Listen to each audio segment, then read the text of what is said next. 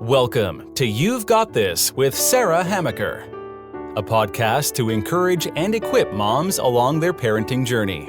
Join Sarah each week as she interviews dads and moms like you and discusses the joys, challenges, and rewards of raising kids.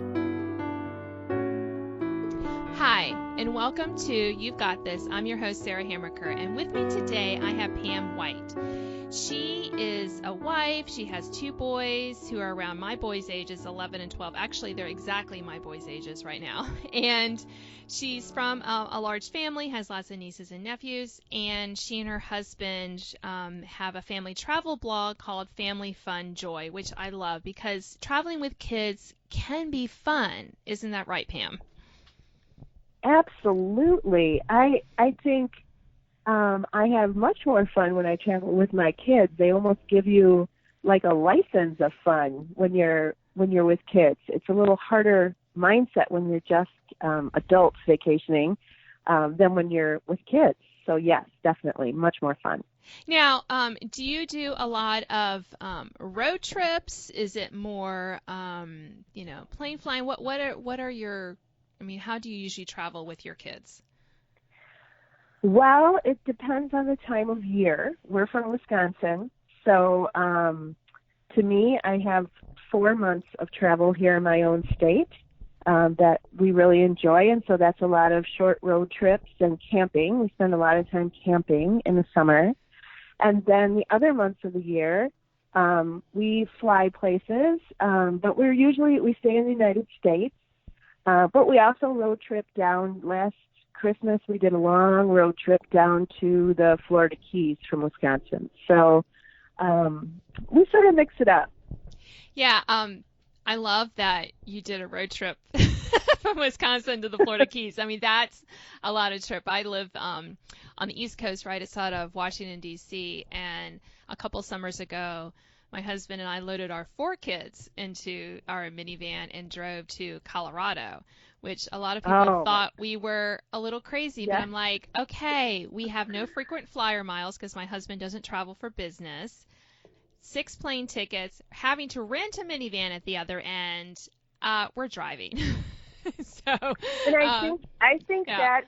that's something that stops families from traveling, and something we talk about in our Facebook group is that when you put the pressure on your family of flying everywhere because you feel like everybody else is doing that, so I should be able to do that, you won't travel, or you won't travel as much as you possibly could. So, taking that pressure off of those airplane tickets and just get in your car and go. That's what we try to encourage people to do. Yeah, and I find that so many times, the thought of a family road trip is, so many people were like, well, how much electronics are you bringing for your kids? And we had, two teenage girls. They're still teenagers, but at the time they were newly teenagers, and they're like, how are you gonna manage them in the car on the way? I was thinking, what why, how did travel become such a ordeal? Because that's what it sounds like, right? When you talk to people right. about these trips, I'm sure when you drove from Wisconsin to the Florida Keys, people were like, what, are you yes. crazy? Yes And I think that but that even sort of comes out of what we do at home. Yeah. So if your kids are used to doing a lot of electronics and gaming and all of that at home, then yeah, it's going to be really hard to sit in a car for 24 hours. But so we manage all of that. Everything's okay in small doses. But yeah, I just asked my kids. We went camping a few weeks ago, and I said to my one son, who's almost 13, I said, so are you missing your video games at all this week? And he's like, no, not really. I haven't even thought about it. So just got to get him involved in other things. Yeah, and I think that brings up, a good point, Pam, in that, one of the reasons we travel is to expose our kids to different things, whether it's Right. an hour down the road to a different part of our state, or it's, 4 days in the car driving to Colorado. Right. It's that kind of opening their eyes to, the real world around them. That's what I love about car travel, frankly, is that, and one of the reasons we chose to drive and we did a kind of a little more leisurely to Colorado was because I'm like, my kids have never seen how big the United States is. They have really Right. no idea how vast the Kansas plains are, for example. So, Yes, and they go on forever. right, Yeah. they did. That and the Iowa cornfields, let me tell you. Yes. Those were some Yeah. exciting days in the car. But again, Oh, I girl. think that's important to kind of, I think Yes. part of our job as parents is to kind of broaden their horizons in those kind of ways. I agree. And the other thing that parents have a hard time with is the conflict in the car. Because if they're not on a device or watching a movie, then the kids have to interact with each other. And I don't care how awesome of a parent you are, your kids are going to argue over something really stupid. Right. And I think it's easier sometimes for us to just be like, okay, just put a movie in and, keep it quiet. But actually working through the conflict, or, sometimes I have to say, you know what, we're done. Everybody sit and look out the window. Everybody's just looking out the window right now. Right. And so, that's part of that road trip too, that, what, if you're a parent, I'm a middle school teacher, so I'm used to doing this all day, every day. Yes. But if you're a parent who is, doesn't want to have to, wrangle kids through the car ride, that it's still so important to do, because they're learning so many problem-solving skills as they're going down the road. Right. So, yeah, and I think too, that's Pam, why we love road trips. Right, yes, and I agree with you. And I think that also brings up something else that we try to do deliberately as a family, is to plan the time in the car. That just doesn't happen by, accident in our family. Right. We take the time to think, what are our kids going to do for, we've driven up to Maine and to Florida, and we're about equal distance from both. So it's like a 20-hour car trip, which we do break over 2 days because my husband and I are not marathon drivers. Right. But that's still like 10 hours in the car one day, like 6 or 7 the hours the second day. And so we help them think through, what can you do in the car?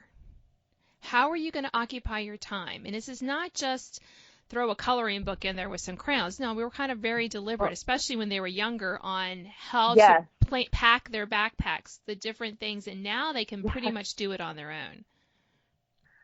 I agree 100%. There's sometimes where we'll be at home and they'll want to do something. Like sometimes they get kits, little kit things for Christmas or Easter, or, put together a little metal plane or whatever.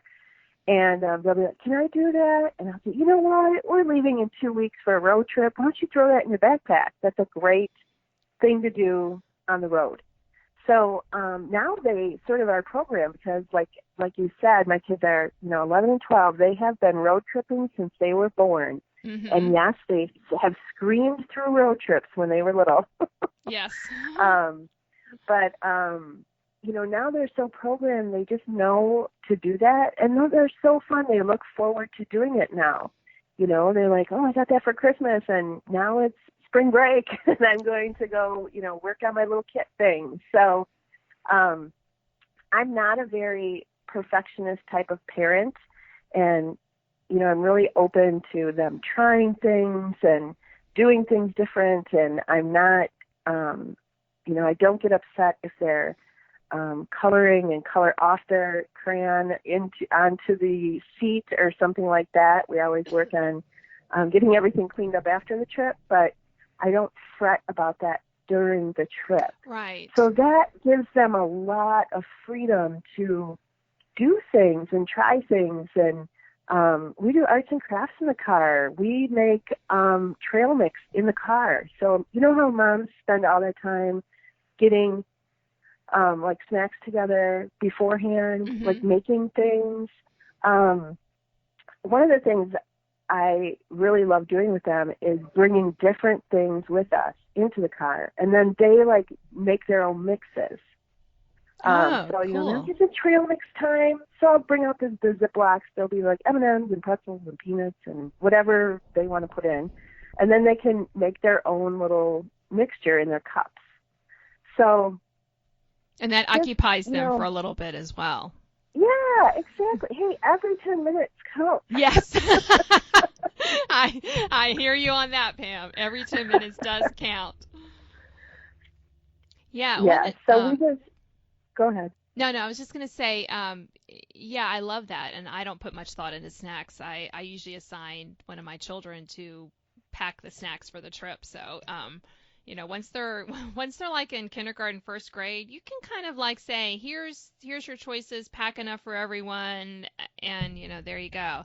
One of the other things that we've involved our kids with is they came up with a music schedule, because I think that when you're on a family road trip, everyone should be listening to the same thing. And when we went to Colorado, one of the questions my oldest asked was, she goes, how are we going to handle the music? And I said, that's a great idea. I said, why don't you figure out a schedule? So she had this great schedule where I have two girls who are close in age and then two boys who are your boys' age.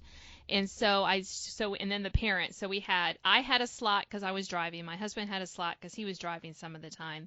And then each, like the boys had a slot and the girls had a slot. And so she had this whole schedule where, we all got to bring our own music, our own, Odyssey CDs or storytelling CDs or whatever. My husband brought this huge jazz thing that he would listen to, and then one of my daughters would read him the liner notes while he was driving.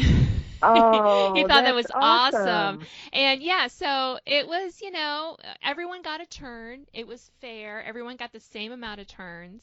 And she just kind of mixed up when we would have it. So that worked so well. I was so surprised. Everyone was happy. We're all listening to the same thing. We all didn't love the same thing, but it just really kind of was one of those talking points that we kind of, remember from the trip. Mhm. Definitely. And that's the other thing about road trips is they provide tons of memories that you never even planned for. Yeah. The stops you have to take, the kids that, maybe somebody gets sick, or the people you meet on the way. We often stop different places. We meet people, and none of that would happen without the road trip part of it. So, we love road trips. And I find that road trips are more relaxing to me. I don't have to deal with the, flying and everyone's all cranky trying to get to the airport and get your luggage and everything. I mean, there's stressors in there, yes. But to me, it is more relaxing for the whole family when we go. Yeah, my kids still talk about how we didn't see the arch in St. Louis like we planned because we couldn't find parking. So, there it is, kids. I know. We drove around like, there it is. Yep. Yeah, it was just anyways, that's a whole nother story. But it was just a confluence of all this other things that we had no control over. And we were just like, okay, there it is. Let's go back to the hotel because this ain't happening. Yes. So, yeah, they do talk about that. Now, do you find that, when you travel with kids, is there any other tips that we haven't talked about that you think, kind of has been helpful in your travels? Yeah, we do a lot of things. I wrote down a bunch, but one of the things that I think is really important is to remember that the entire trip is the journey. Mm-hmm. And teaching kids that it's not always about the destination. It's not always about getting to the beach, just getting there. We're beach people. We love sitting on beaches and playing. It's not about that. It's about from the time we start working together to plan it, to pack for it, to plan it, to get in the car, driving there if we're driving or flying if we're flying. It's about the whole journey. And as a parent, wrapping your head around the fact that your kid does not care what time you get somewhere, that they are more about what's happening between the relationship between the kid and the parent. They remember those things, how they were treated in the car, how they were talked to, if they were rushed all the time, So slowing yourself down, yes, if you have to get on a plane, you have to get on a plane. But making sure that you do have time to just enjoy each other yes. as you're going. Because once this trip is over, it's over. Yep, you can go on another trip, but that trip is over. So, just really making sure that we take time to connect with each other, even mom and dad, and connecting with each of the children, having them connect with each other, and just making sure we're laughing and having fun throughout the whole journey. That's what makes a great trip. Yeah, and I think we forget that, don't we? Because we're all about getting to where we're going. And we forget that, there's joy in the planning and in the, journey, whatever that looks like, in the, and as you're there, enjoying where you're at.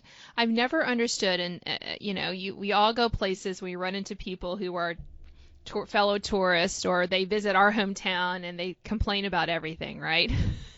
This is not like it's out as how it is at home in wherever. And I've always just want to say, then why are you here? Because it's not like they complain about one thing. You just over here. It's this whole litany of things that is just wrong. You can just tell by their expression that they are just not enjoying themselves. They wish they were home. And you're just like, well, why didn't you stay home? And I never want any of our family trips or even my personal trips to be like that, because there's so much we can learn from the world and from other people and from ourselves, about ourselves when we travel. Why are we, complaining constantly about how things are different? It seems so foreign to me. Yes. And I think a lot of time people who are doing that are in it for the destination, they're in it to say they've been somewhere. Right. They're miserable in the heat or wherever, but they went to Mount Rushmore. Right, yes. So now they can check that off and tell everybody they've been to Mount Rushmore. But, yeah, I think when you have a travel mindset, that doesn't even matter. Like, sometimes, to me, I don't even care where we're going. I don't care. Just how are we interacting with each other? Right, and that's what this is. We're kind of at the end of our time, Pam, but I think it's a really great to end on that positive note. That it is that traveling with our family, with our kids, and our spouse. I mean, it does create those memories, but it also really strengthens our bonds with one another. Right. So the more that we can kind of nurture that and remember that in our journeys, I think the more that you said, it's more than a destination. We're really building on that family fabric that we need to be strong with. Yes, I agree. Well, thank you very much for joining me today, Pam. You've been listening to You've Got This. I'm your host, Sarah Hammaker, and today I've been talking with Pam White. She has a family travel blog at familyfunjoy.com, so the link is going to be with this podcast, so be sure to check that out, and I hope you join me next week. Thanks for listening to this week's podcast of You've Got This with Sarah Hammaker. Sign up to receive notification of new podcasts and listen to previous editions at sarahhammaker.com. Until next time, remember, parenting might be hard sometimes, but don't worry, you've got this.